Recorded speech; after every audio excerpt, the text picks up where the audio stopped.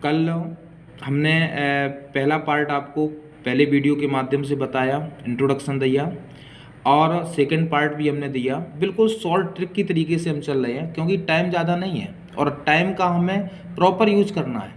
क्योंकि टाइम का अगर हम सही उपयोग करेंगे तो निश्चित रूप से हम कवर कर लेंगे। आपको जिस टॉपिक में प्रॉब्लम हो आप कमेंट बॉक्स में लिखें, उस टॉपिक पे शॉर्ट वीडियो के माध्यम से शॉर्ट वीडियो आपको बनाकर आप तक हम निश्चित रूप से पूरी जानकारी शेयर करेंगे। आपने मुझे सहयोग दिया, बहुत बहुत धन्यवाद। और आप YouTube चैनल मेरा जानते हो, उत्कर्ष एकेडमी 23, इसे सब्सक्राइब करना है, लाइक करना है। अब हमारी बात चल रही थी कि हम इनडायरेक्ट कन्वर्ट कर रहे थे, बिल्कुल शॉर्ट तरीके से हम चल रहे हैं और जो भी प्रॉब्लम हो आप बताते चले हमें। सबसे पहले क्या होता है, कल हमने बताया था डायरेक्ट इनडायरेक्ट की डेफिनेशन क्या होती है। अब हम बताएंगे सबसे पहले इंपॉर्टेंट चीज़ होती है कि यहाँ पर आपका लिखा हुआ है कि there are two important points in every narration.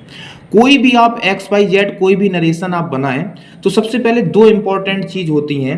Number एक आपका रिपोर्टिंग वर्ब लिखा है, दूसरा आपका रिपोर्टेड स्पीच लिखा है। बिल्कुल ध्यान रखना, बिल्कुल पॉइंट टू पॉइंट हम बात कर रहे हैं, बहुत लॉन्ग में नहीं बताते रहे।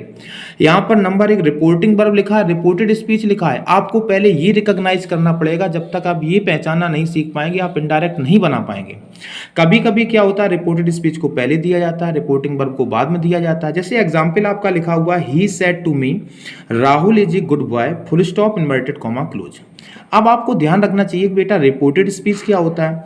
तो यहाँ पर कॉमा इन्वर्टेड कॉमा बिगिन है, यहाँ पर full stop inverted comma close है। तो जो इन्वर्टेड कॉमा के अंदर वाला वाक्य होता है उसे हम रिपोर्टेड स्पीच कहते हैं। अगर हम पूछे रिपोर्टेड स्पीच क्या होता है, कभी कभी इस सेंटेंस को हम आगे भी दे सकते हैं।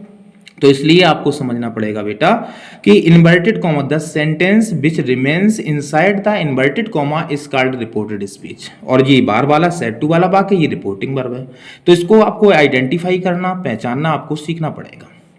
अब इसके बाद कंडीशन क्या आती है बेटा कि आपको ये रिपोर्टेड स्पीच वाला वाक्य जो होता है इसको कंफ्यूज किया जाएगा। अभी तो हमने ये सेंटेंस रख दिया, फिर आपको इंटर लेवल पर, हाई स्कूल लेवल पर मिक्स करके दिया जाता है, आप सेंटेंस में कंफ्यूज हो जाएंगे।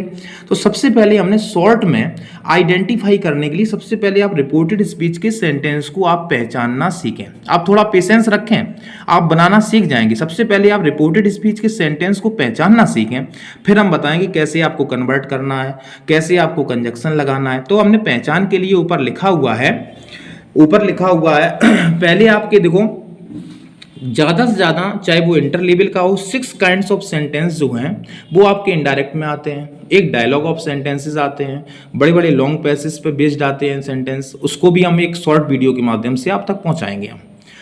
अब यहाँ पर असर्टिव सेंटेंस को आप पहचानना कैसे सीखेंगे, बिल्कुल शॉर्ट में हमने लिखा हुआ है। असर्टिव सेंटेंस को हम डिक्लेरेटिव सेंटेंस भी कहते हैं। असर्टिव सेंटेंस जो होगा वो आपका सब्जेक्ट से स्टार्ट होगा। अगर रिपोर्टेड स्पीच में आप देखें, जब सब्जेक्ट से स्टार्ट हो, हम पूछे कौन सा सेंटेंस है, असर्टिव। अब नेक्स्ट वीडियो में हम बताएंगे असर्टिव जब होगा तो किस में कन्वर्ट करेंगे, टोल्ड में बदलेंगे, कंजक्शन दैट लगाएंगे, ये सब बताएंगे आपको। आप केवल इतना सीखें कि अगर सब्जेक्ट से स्टार्ट होगा तो वो आपका असर्टिव सेंटेंस होगा। अब सब्जेक्ट में आपका या तो नाउन हो सकता है या प्रोनाउन। हम लोग इतना तो जानते ही हैं कि नाउन क्या होता है, प्रोनाउन क्या होता है। जब किसी का नाम होता है वो नाउन होता है, और नाउन के स्थान पर जो प्रयोग होता है वो प्रोनाउन होता है। जैसे आई, माई, मी है, बी, अवर, अस है, यू, योर, यू है, ही इज, हिम है, सी, हर, हर है, ये सब क्या होते हैं, प्रोनाउन। तो जब नाउन या प्रोनाउन से स्टार्ट हो तो आप बोलेंगे ये असर्टिव सेंटेंस है। एक पॉइंट बिल्कुल ध्यान रखना आपको, फिर हम कन्वर्ट करना सिखाएंगे। दूसरा पॉइंट इंटेरोगेटिव सेंटेंस को पहचानना सीखें, क्योंकि ये मिक्स करके दिए जाएंगे बेटा, कंफ्यूज हो जाएंगे आप। पहले पहचान सीखें, आइडेंटिफाई करना सीखें। इंटेरोगेटिव सेंटेंस में आप देखें लास्ट में क्वेश्चन मार्क लगा होता है। जब क्वेश्चन मार्क लगा हो तो हम बिल्कुल आपको पासवर्ड बताएंगे, क्वेश्चन मार्क लगा होगा, सेट टू को आस्क में बदलना होगा बिल्कुल। अब आपको, लेकिन अभी आपको पहचानना सीखना है। क्वेश्चन मार्क लास्ट में लगा हुआ, आप जान जाइए ये असर्टिव नहीं है, ये इंटेरोगेटिव है। और इंटेरोगेटिव में दो टाइप से आता है, या तो हेल्पिंग वर्ब से स्टार्ट होगा या क्वेश्चन वर्ड से। अब हेल्पिंग वर्ब आप लोग जानते हैं, जैसे do, does, is, are, am, was, were, has, have, had, can, could, will, would, shall, should, will, would, must, ये सब हेल्पिंग वर्ब होती हैं। और क्वेश्चन वर्ड भी आप जानते हैं, आप प्रीवियस क्लासेस में इस बारे में पढ़ चुके हैं कि क्वेश्चन वर्ड आपकी जैसे भाई, व्हाट, बहन, भियर, ये सब क्वेश्चन वर्ड होते हैं बेटा। अब बात आती है, देखो एक एग्जाम्पल हमने लिखा हुआ है, the teacher said to the students, did you go to school yesterday. अब देखो लास्ट में क्वेश्चन मार्क लगा है, डिड आपका हेल्पिंग वर्ब से स्टार्ट है। आप तुरंत कहते हैं ये बेटा ये असर्टिव नहीं है, ये इंट्रोगेटिव है सर। तो हाल तुरंत आप रिकॉग्नाइज कर लेंगे। अब इंट्रोगेटिव में ये फर्स्ट टाइप है, क्योंकि ये हेल्पिंग वर्ब से स्टार्ट है। किससे स्टार्ट है? हेल्पिंग वर्ब से स्टार्ट है बच्चों। अगर यहाँ भाई लगा होता, भाट लिखा होता, तो ये सेकंड टाइप क्वेश्चन वर्ड में स्टार्ट हो जाता। अब दो चीज़ें आप रिकॉग्नाइज करना सीखे, बिल्कुल डीपली आप पढ़ेंगे, मेहनत से पढ़ेंगे, समझेंगे, आप बनाना सीख जाएंगे। आप विश्वास रखिए इस चीज़ का। अगर आप हमें मोटिवेट कर रहे हैं तो आपके लिए हम बिल्कुल 100% मेहनत करेंगे। तीसरा आपका आता है थर्ड नंबर पर इम्परेटिव सेंटेंस। इम्परेटिव सेंटेंस की बिल्कुल शॉर्ट में हमने आइडेंटिफिकेशन लिखी है। शॉर्ट में बेटा जैसे मेन वर्ब के फर्स्ट फॉर्म से स्टार्ट होता है। अब कोई भी आप देख लें सब्जेक्ट से स्टार्ट तो नहीं है, क्वेश्चन मार्क तो नहीं लगा है। अगर मेन वर्ब के फर्स्ट फॉर्म से स्टार्ट है, आप कहते हैं इम्परेटिव है। इसमें ऑर्डर, आदेश, रिक्वेस्ट, प्रार्थना, एडवाइस, कंसल्ट, इनका सबका सेंस निकलता है और इसमें यू सब्जेक्ट छिपा रहता है। एक एग्जाम्पल के माध्यम से हम समझाएंगे आपको। लिखा हुआ है the principal said to the boys complete your homework. अब यहाँ पर देखो कंप्लीट से पहले मुअन, सुवन, ही, सी कुछ लगा है? नहीं लगा है, तो ये असर्टिव नहीं है। इसमें क्वेश्चन मार्क लगा है? नहीं लगा है, तो ये इंट्रोगेटिव नहीं है। तो ये मेन वर्ब का फर्स्ट फॉर्म है कि कंप्लीट कर लो अपना होमवर्क। तो कंप्लीट आपका मेन वर्ब का फर्स्ट फॉर्म है, तो आप जान जाएंगे कि ये आपका इंपरेटिव सेंटेंस है बेटा। अब उसने कहा कि होमवर्क कंप्लीट करो, प्रिंसिपल ने लड़कों से कहा होमवर्क कंप्लीट करो, तो इसमें ऑर्डर का सेंस निकल रहा है। इसमें किससे कहा? तो इसमें सब सब्जेक्ट भी आपका हिडन है, मिस है, तो इसलिए ये इंपरेटिव सेंटेंस होता है। ये प्लीज से भी स्टार्ट हो सकता है, डू नॉट से भी स्टार्ट हो सकता है। तो इस चीज़ को you will have to understand. Okay, you are sensible enough to understand this meaning. अब नेक्स्ट नंबर आता है एक्सक्लेमेटरी सेंटेंस। एक्सक्लेमेटरी सेंटेंस में बेटा क्या होता है? ये वाक्य या तो हाउ से स्टार्ट होंगे, लेकिन हाउ से स्टार्ट होंगे लास्ट में एक्सक्लेमेटरी मार्क लगा होगा। अगर हाउ से स्टार्ट होंगे क्वेश्चन मार्क लगा हुआ है, हाउ के बाद सब्जेक्ट दिया गया, तो वो इंटरोगेटिव के अंतर्गत आएगा। इसमें आता है how beautiful the Taj is, मतलब आश्चर्य, सरप्राइज का सेंस निकलेगा। या तो एलास से स्टार्ट होगा, हर्रे से स्टार्ट होगा, ब्रेवो से स्टार्ट होता, तो ये आपके एक्सक्लेमेटरी में एक्सक्लेमेटरी मार्क लगा होता है। अब ऑप्टेटिव सेंटेंस लिखा हुआ है। अब इसका एग्जाम्पल देखो एक्सक्लेमेटरी सेंटेंस का। लिखा है the old man said how grand the building is. अब ग्रांड का मतलब होता है शानदार। ग्रांट का मतलब क्या होता है? शानदार। अगर ग्रांट करते हैं तो ग्रांट माने होता है स्वीकार करना। तो इसमें देखो हाउस स्टार्ट है, लास्ट में एक्सक्लेमेटरी मार्क लगा है, तो इस चीज़ को भी आप समझेंगे, ये आपका एक्सक्लेमेटरी सेंटेंस है।